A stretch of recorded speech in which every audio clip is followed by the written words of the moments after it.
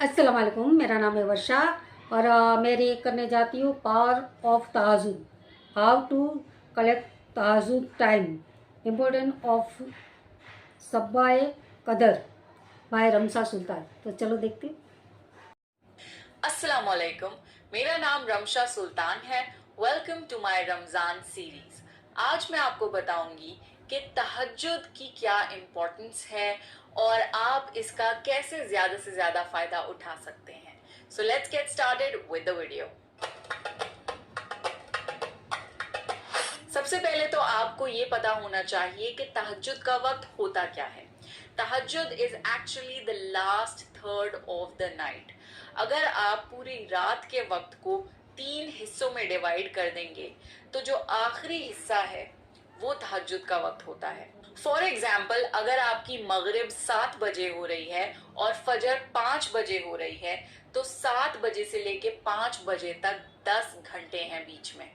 अब आप इन 10 घंटों को 3 पार्ट्स में डिवाइड कर दीजिए। अब अगर आप फजर से 3 घंटे पहले का अंदाजा लगाएं तो रात के 2 बजे से आपका तहज्जुद का वक्त शुरू हो जाएगा और वो रहेगा फजर शुरू होने तक, यानी 5 बजे तक। And this is how you can calculate your तहज्जुद time, क्योंकि मौसम के हिसाब से नमाजों का वक्त बदलता रहता है। हर रात अल्लाह ताला तहज्जुद के वक्त पहले अर्श पर आ जाता है और अपने बंदों को पुकारता है कि कोई है मुझसे दुआ मांगने वाला कि मैं उसकी दुआ कबूल करूं, कोई है मुझसे मांगने वाला कि मैं उसे दे दूं, कोई है मुझसे बख्शिश तलब करने वाला कि मैं उसे बख्श दूं।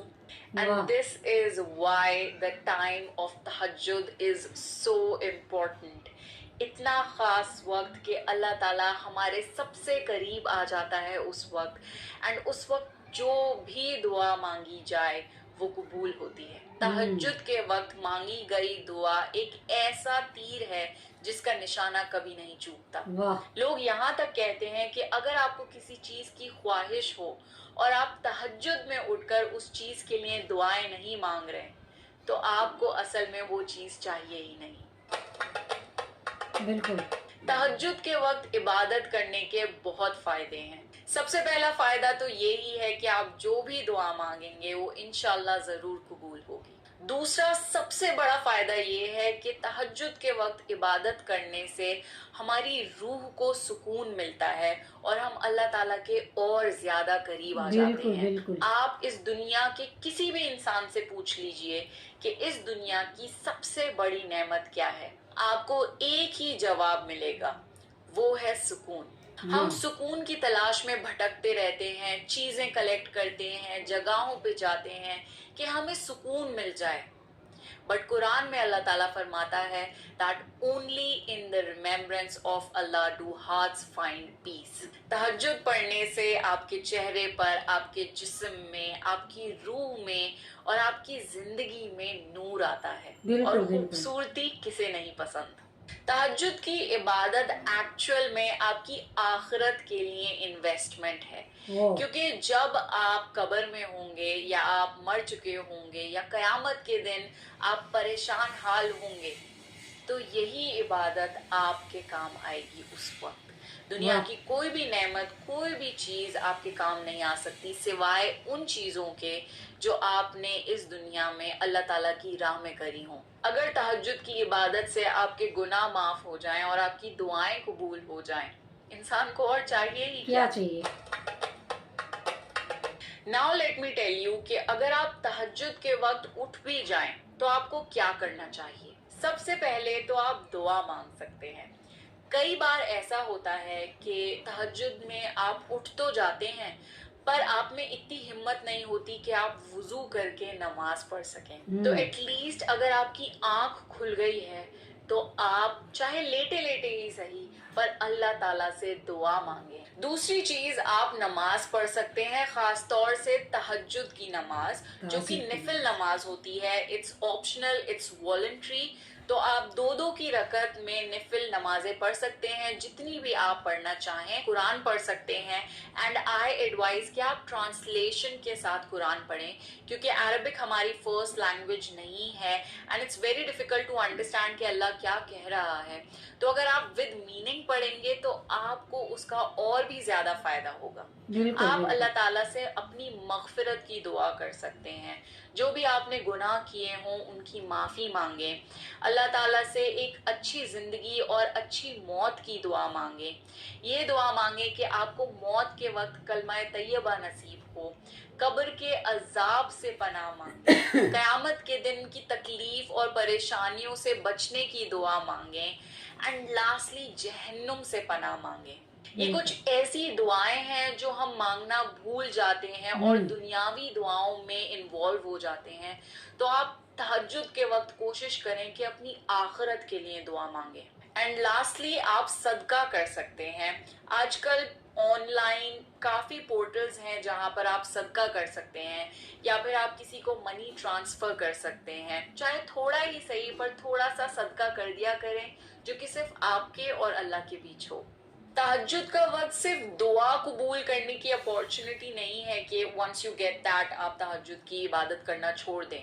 تہجد کی عبادت اس لیے بھی کرا کریں کہ اللہ آپ سے خوش ہو جائے، اللہ آپ سے راضی ہو جائے.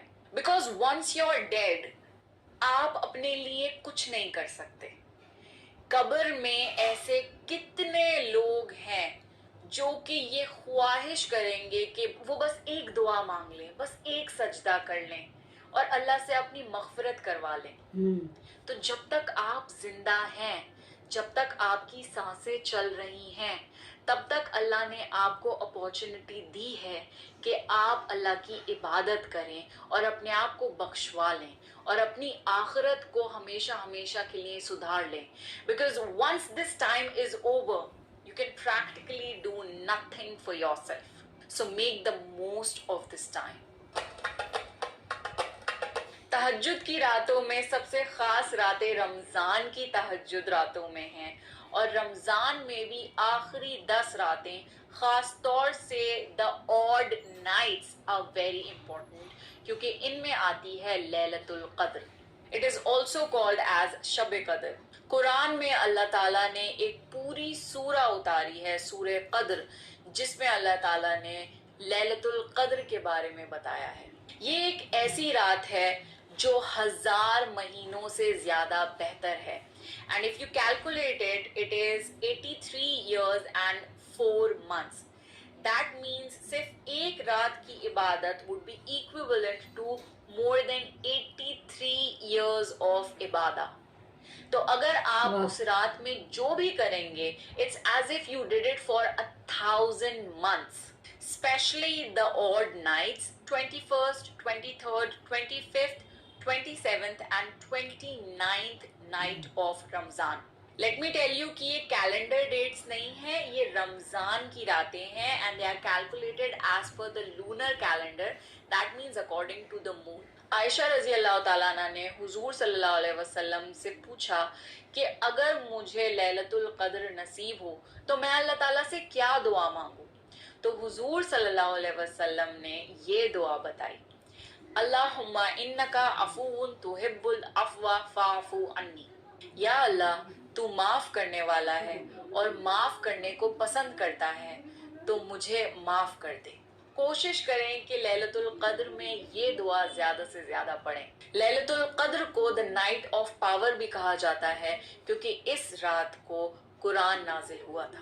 The reason why it is called لیلۃ القدر is because اس رات کو انسان کی قدر یعنی اس کی قسمت ڈیسائیڈ ہوتی ہے. آنے والے اگلے سال میں جو بھی کچھ ہونے والا ہے وہ اس رات کو ڈیسائیڈ ہوتا ہے. اس رات میں یہ ڈیسائیڈ ہوتا ہے کہ کس کو اس سال موت آ جائے گی اور کون اس سال زندہ رہے گا، کس کو کیا فائدہ ہوگا، کس کو کیا نقصان ہوگا. Every single detail is decided in this night, and this is why it is so important. So اس رات کی اہمیت جانیں اور اپنے وقت کو برباد نہ کریں. And even after رمضان تہجد ہر رات ہوتی ہے. ہر رات اللہ پہلے عرش پر آتا ہے. And it's an open announcement کہ کس کو کیا چاہیے میں دینے کے لیے تیار ہوں. مجھ سے مانگنے تو آؤ. So that's it for the video. I hope آپ کو یہ ویڈیو پسند آیا ہوگا. Please subscribe to my YouTube channel and follow me on Instagram for more such beneficial reminders. This is me, Ramcha Sultan, signing off.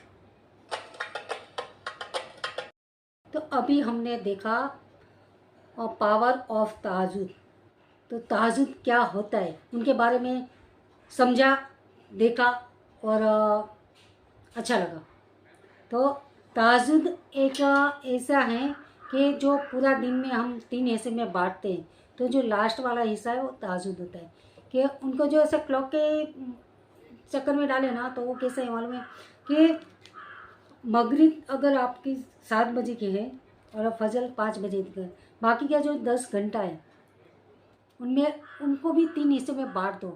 اور ان کا جو تیسرا حصہ ہے یعنی کہ 2 بجے سے 5 بجے کا بیچ وہ تہجد کا حصہ ہے. تو وہ ٹائم میں اللہ دھرتی پہ اترتے ہیں اور بولتے ہیں کہ کون جاگ رہا ہے, کون مجھے مانگ رہا ہے کہ مجھے یہ دعا چاہیے, مجھے یہ چاہیے وہ چاہیے, میں دینے کو تیار ہوں. تبھی یہ ٹائم میں اگر تم نماز پڑھ لو تو سب سے بہترین ہے. اور اللہ سے مانگو, آپ کی ہر ایک دعا قبول ہوتی ہے وہ ٹائم میں. اور انہوں نے بتایا کہ اگر تم وضو کر کے تیار نہیں ہو تو سوتے سوتے اللہ سے تم دعا مانگو, اللہ سے کچھ بھی مانگو, وہ ٹائم میں تمہاری دعا قبول ہوتی ہے. تو وہ ٹائم میں تہجد کے ٹائم بہت ہی بہترین ہے انسان کے لیے. تو وہ ٹائم میں ہمیشہ نماز پڑھنی چاہیے اگر تمہارے سے ہوتی ہے. تو نہیں ہے تو سوتے سوتے تم اللہ کو یاد کرو, ان سے دعا مانگو, تمہاری ہر ایک دعا قبول ہوئے گی. اور کچھ بھی مانگو اللہ دینے کو وہ ٹائم تیار ہوتے ہیں. تو ضرور مانگیے گا اللہ کے پاس.